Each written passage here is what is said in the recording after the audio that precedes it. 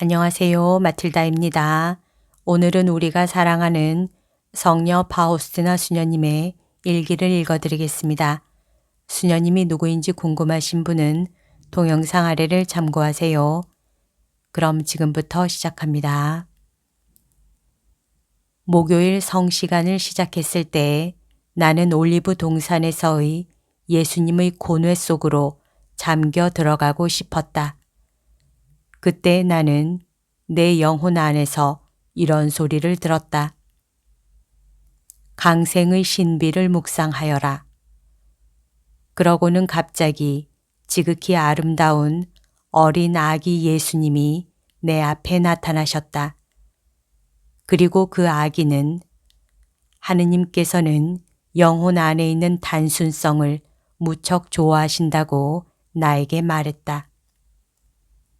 비록 나의 위대함은 이해를 초월하는 것이지만 나는 작은 이들하고만 사귄다. 나는 네가 아이와 같은 영을 가지기를 바란다.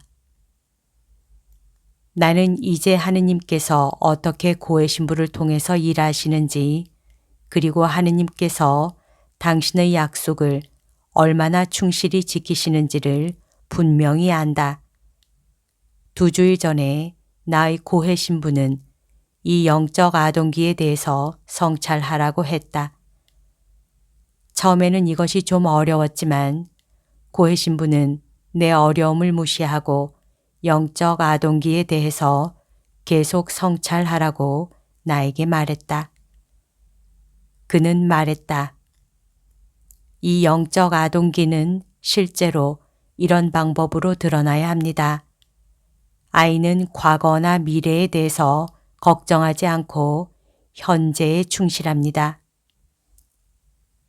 나는 수녀님 안에 이와 같이 영적으로 아이와 같은 모습이 있어야 한다고 강조하고 싶습니다. 그리고 나는 그것을 무척 중요하게 생각합니다.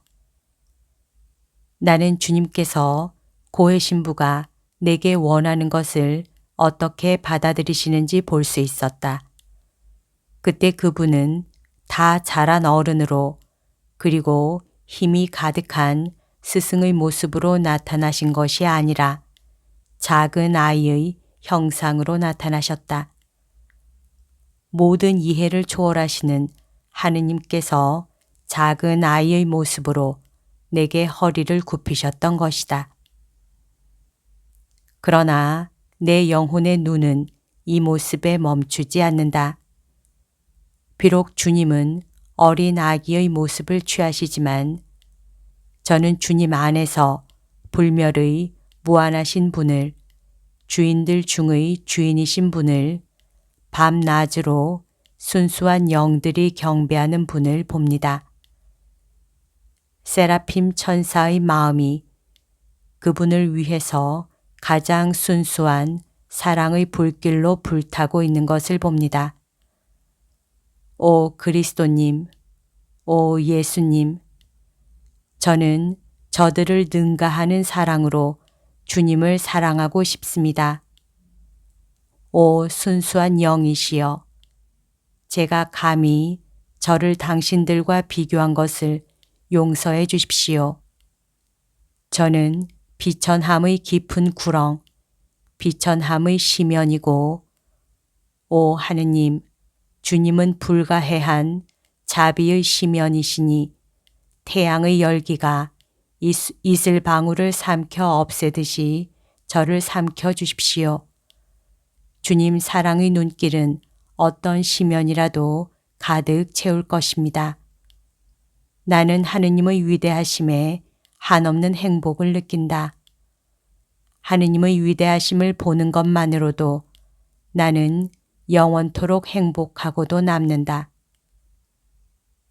어느 날 내가 작은 아기 예수님을 배웠을 때 나는 여쭈어 보았다.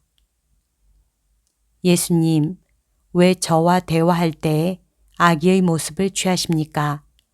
아무리 이렇게 하셔도 저는 주님 안에서 영원하신 하느님, 저희 주님, 그리고 창조주를 뵙고 있습니다. 예수님께서는 내가 단순함과 겸손을 다 배울 때까지는 이런 작은 아이의 모습으로 나와 친교를 나누실 것이라고 대답하셨다. 1934년 미사 도중 주 예수님께서 성체 성사 안에 드러나시는 바로 그 순간에 나는 거룩한 성체에서부터 흘러나오는 두 줄기의 빛을 보았다. 그 빗줄기들은 초상화에 그려져 있는 것과 똑같이 하나는 붉은 빛이었고 하나는 흰 빛이었다. 그리고 그 두 빗줄기는 각각의 수녀들과 기숙생들 위를 비추었는데 다 똑같은 모양은 아니었다. 어떤 사람들 위에 비추는 빛은 겨우 볼 수 있을 정도였다. 그날은 아이들의 피정이 끝나는 날이었다. 1934년 11월 22일 한 번은 나의 영적 지도자 소포치코 신부가 나에게 나 자신을 주의 깊게 살펴보라고 하셨다. 그리고 내가 어떤 특정한 물건이나 사람에게 혹시나 나 자신에게라도 어떤 애착을 가지고 있지는 않은지, 혹시 내가 쓸모없이 짓거리지는 않았는지 검토해 보라고 하셨다. 그는 말했다.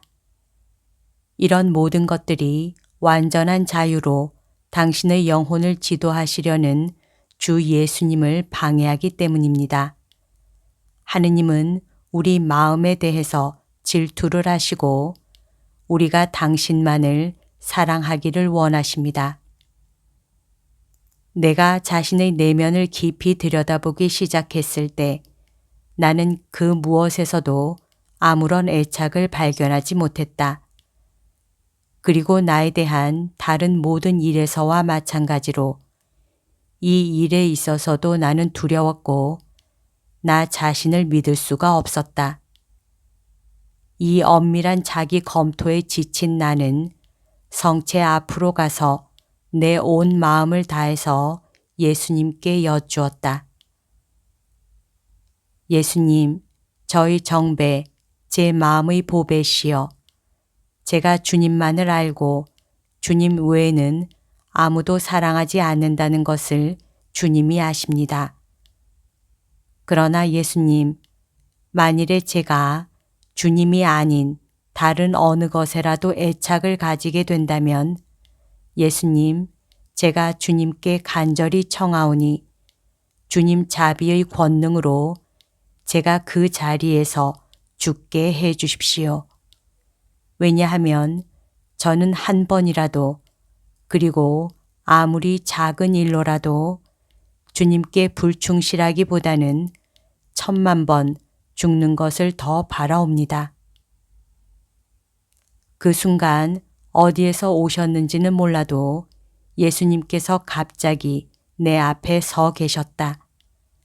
예수님은 믿을 수 없이 아름다움으로 빛나 보이셨고 흰 옷을 입으시고 팔을 쳐들고 계셨다. 그리고 그분은 내게 이런 말씀을 하셨다. 내 딸아, 너의 마음이 나의 쉼터다. 내 마음이 나의 즐거움이다. 나는 그 많은 영혼들이 나에게 거절한 것들을 모두 내 마음에서 발견한다. 이것을 나의 대리자에게 말해라. 그 순간 나는 아무것도 볼 수가 없었다. 그러고는 위로의 바다가 온통 내 영혼 안으로 들어왔다. 예수님, 이제 저는 아무것도, 고통도, 재난도, 불이나 칼도, 죽음도 주님께 대한 제 사랑을 멈출 수 없다는 것을 압니다. 저는 이 모든 것들보다도 제가 더 강하다고 느낍니다. 아무것도 사랑과 비교할 수는 없습니다.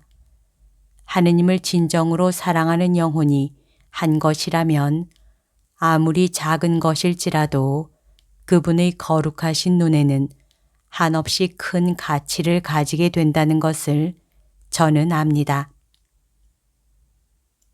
여기까지가 오늘 들려드릴 내용입니다.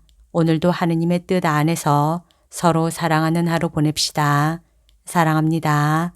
축복합니다.